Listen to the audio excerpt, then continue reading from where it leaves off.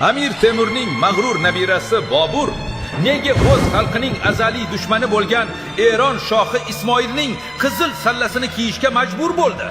Samarqandni qaytarish alamida yongan Bobur Shiyalar shohi bilan qonli ittifoq tuzishga majbur bo'ladi. Sodiq beklari zinhor kiymang deb yolvorishiga qaramay, u qizil sallani o'z qo'li bilan boshiga kiyib Samarqandga kirib boradi.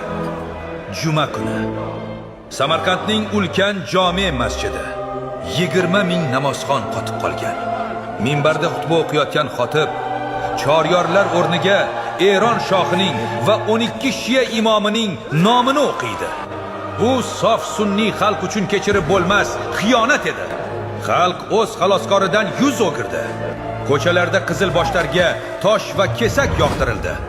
Dindan va xalqdan yuz o'girishda ayblangan 19 yoshli Bobur ota yurtini bir umrga tashlab ketishga majbur bo'ldi.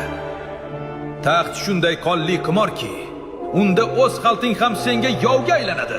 Lekin Boburning bu dardi Abdullah Xon ikkinchi saroyidagi dahshatli xiyonat oldida ip eshalmay qoladi. Abdullah Xonning eng ishongan odami, qudratli sarkarda Arabiy qushchi qanday qilib o'z podshohiga orqadan pichoq urdi va podshoh bu xoinni qanday asabiy o'yin bilan jazoladi? Tarixning eng qora siri keyingi qismda. O'tkazib yubormaslik uchun hoziroq obuna bo'ling.